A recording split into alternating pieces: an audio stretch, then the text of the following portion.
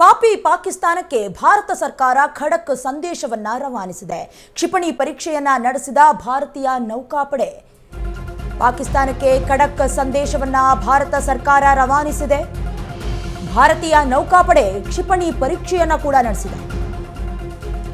ಭಾರತೀಯ ನೌಕಾಪಡೆ ಈಗಾಗಲೇ ಪರೀಕ್ಷೆಯನ್ನ ನಡೆಸಿರೋದು ಲಾಂಗ್ ರೇಂಜ್ ಅನ್ನ ತಲುಪಬಲ್ಲ ಮಿಸೈಲ್ ಪರೀಕ್ಷೆಯಾಗಿದೆ. ನೌಕಾಪಡೆಯಿಂದ ಕ್ಷಿಪಣಿ ಪರೀಕ್ಷೆ ವಿಡಿಯೋ ಕೂಡ ರಿಲೀಸ್ ಆಗಿದೆ. ಅರಬ್ಬಿ ಸಮುದ್ರದಲ್ಲಿ ನೌಕಾಪಡೆಯಿಂದ ಯುದ್ಧಾಭ್ಯಾಸ ಕೂಡ ನಡೀತಾ ಇದೆ. ಹಡಗು ನಿರೋಧಕ ಕ್ಷಿಪಣಿ ಪರೀಕ್ಷಾರ್ಥ ಉಡಾವಣೆಯಾಗಿದೆ. ವಿಡಿಯೋ ಬಿಡುಗಡೆ ಮಾಡಿ ಪರೋಕ್ಷವಾಗಿ ಪಾಕಿಸ್ತಾನಕ್ಕೆ ಭಾರತ ವಾರ್ನಿಂಗ್ ಕೊಟ್ಟಿದೆ. ಪಾಕಿಸ್ತಾನಕ್ಕೆ ಖಡಕ್ ಸಂದೇಶವನ್ನ ನೌಕಾಪಡೆ ನೀಡಿರೋದು. ಈಗಾಗಲೇ ಪಾಕಿಸ್ತಾನದ ವಿರುದ್ಧ ಒಂದು ಕಡೆ ಯುದ್ಧ ಘೋಷಣೆಯಾಗುವ ಸಾಧ್ಯತೆ ಕೂಡ ಎದ್ದು ಕಾಣಿಸ್ತಾ ಇದೆ.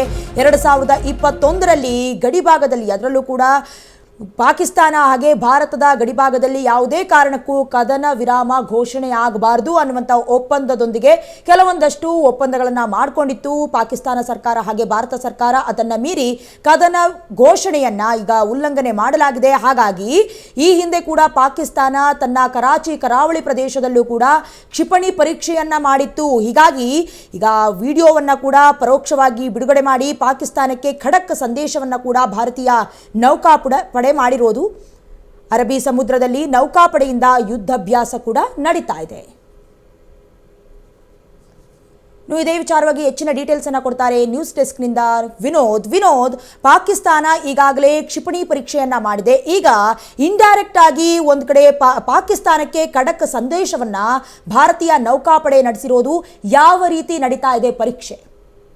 ದಯನಾ, ಭಾರತ ಸರ್ಕಾರ ಒಂದು ಪಾಕಿಸ್ತಾನಕ್ಕೆ ಹೆಂಗಾದ್ರೂ ಈ ಸರಿ ಮುಟ್ಟಿ ನೋಡಿಕೊಳ್ಳುವ ರೀತಿಯನ್ನು ಕೊಡೋದಕ್ಕೆ ಈಗಾಗಲೇ ಕೇಂದ್ರ ಸರ್ಕಾರ ಮುಂದಾಗಿದೆ. ಅದರ ಒಂದು ಮುಂದುವರೆದ ಭಾಗವಾಗಿ ಕಳೆದ ಒಂದು 2-3 ದಿನಗಳ ನಾವು ಸೂಕ್ತವಾಗಿ ಪಾಕಿಸ್ತಾನ ಡೆವಲಪ್ಮೆಂಟ್ ಮಾಡೋದು ಅಲ್ಲಿರೋ ಹಲವು ಸಚಿವರುಗಳು ಮತ್ತು ಹಲವು ಪಕ್ಷದ ಮುಖಂಡರು ಭಾರತದ ವಿರುದ್ಧ ಕೆಂಡವನ್ನು ಉಗುತ್ತಿದ್ದಾರೆ. ಅಂದ್ರೆ ಸಿಂಧು ನದಿ ನೀರು ಒಪ್ಪಂದ ಆಗಿರ್ಬೋದು, ಮತ್ತೆ ರಕ್ಷಣಾ ವಿಚಾರದಲ್ಲಿ ಆಗಿರ್ಬೋದು, ಹಲವು ಒಂದು ಸಚಿವರುಗಳು, ಮಾಜಿ ಸಚಿವರುಗಳು, ಮುಖಂಡರುಗಳು ಹರಿಬಿಡ್ತಾರೆ. ಆ ವಿಚಾರಕ್ಕೆ ಸಂಬಂಧಪಟ್ಟಂಗೆ ಅಂದ್ರೆ ಮುಂದುವರೆದ ಭಾಗವಾಗಿ ಏನು ನಮ್ಮ ಭಾರತದ ಗಡಿ ಭಾಗದಲ್ಲಿ, ಅಂದ್ರೆ ಈಗ ಏನು ಕರಾಚಿ ಆಗಿರ್ಲಿ ಮತ್ತೆ ಕೊಚ್ಚಿ, ಈ ಒಂದು ಭಾಗದಲ್ಲಿ ಕ್ಷಿಪಣಿಗಳನ್ನ ನಿಯೋಜನೆ ಮಾಡೋದಾಗ್ಲಿ, ಟೆಸ್ಟ್ ಮಾಡೋದಾಗ್ಲಿ, ಮತ್ತೆ ಸಮರಾಭ್ಯಾಸ ಮಾಡೋದಾಗ್ಲಿ ಒಂದು ಪಾಕಿಸ್ತಾನ ಸರ್ಕಾರ ಮಾಡ್ತಿದೆ.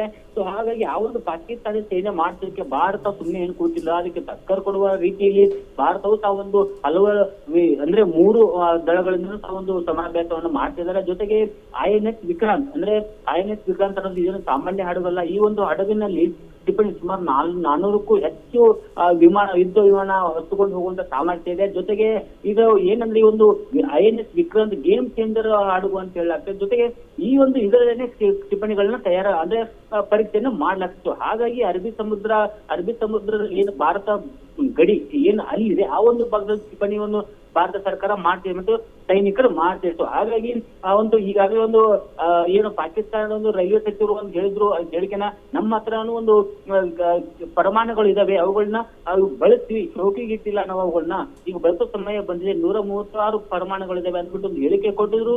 ಆದ್ರೆ ಆ ಒಂದು ಹೇಳಿಕೆ ಕೊಟ್ಟ ಬೆನ್ನಲ್ಲೇ ಒಂದು ಭಾರತ ಸರ್ಕಾರ ಇದೀಗ ಸಮರಾಭ್ಯಾಸ ಮಾಡುವ ಮೂಲಕ ಮತ್ತೆ INS ವಿಕ್ರಾಂತ್ ಆ ಒಂದು ಎಲ್ಲಿ ಭಾರತ ಮತ್ತು ಪಾಕ್ ಗಡಿ, ಅರಬ್ಬಿ ಸಮುದ್ರದ ಗಡಿಯಲ್ಲಿ ನಿಯೋಜನೆ ಮಾಡುವ ಮೂಲಕ ಒಂದು ಈಗ ಪಾಕಿಸ್ತಾನಕ್ಕೆ ಒಂದು ಸೆಟ್ಮೆಂಟ್ ಕೊಟ್ಟಿದೆ. ಸೊ ಹೀಗಾಗಿ ನಾವು ಇನ್ನೊಂದು ವಿಚಾರ ನೋಡಿದ್ರೆ ಪಾಕಿಸ್ತಾನಕ್ಕೆ ಈ ಸರಿ ಅಂತಾರಾಷ್ಟ್ರೀಯ ಮಟ್ಟದಲ್ಲಿ ಮುಜುಗರ ಆಗುವಂತೆ ಒಂದು ಮಾಡ್ಲಿಕ್ಕೆ ಭಾರತ ಸರ್ಕಾರ ಸಜ್ಜಾಗಿದೆ. ಜೊತೆಗೆ ಈ ಒಂದು ಭಾರತ ಸರ್ಕಾರದ ಈ ಒಂದು ಪ್ರಯತ್ನಕ್ಕೆ ಹಲವು ರಾಷ್ಟ್ರದ ದಿಗ್ಗಜರುಗಳು ಸಹ ಒಂದು ಬೆಂಬಲವನ್ನು ಘೋಷಿಸಿದ್ದಾರೆ. ಜೊತೆಗೆ ನಾವು ಒಂದೇ ತರ ಯುದ್ಧ ಅಲ್ಲ, ಯುದ್ಧದಲ್ಲಿ ಹಲವಾರು ರೀತಿಯ ಯುದ್ಧಗಳಿವೆ. ಆ ಒಂದು ಯುದ್ಧಗಳನ್ನು ಸಹ ಒಂದು ಭಾರತ ಸರ್ಕಾರ ಯಾವ್ಯಾವ ರೀತಿಯಲ್ಲಿ ನಾವು ರಾಜತಾಂತ್ರಿಕವಾಗಿ ಮಾಸ್ಟರ್ ಸ್ಟ್ರೋಕ್ ಕೊಡ್ಬೇಕು ಅನ್ನುವ ರೀತಿಯಲ್ಲೂ ಆ ಎಲ್ಲಾ ರೀತಿಯ ಒಂದು ಮಾಸ್ಟರ್ ಸ್ಟ್ರೋಕ್ಗಳನ್ನು ಈಗಾಗಲೇ ಕೇಂದ್ರ ಸರ್ಕಾರ ಕೊಟ್ಟಿದೆ.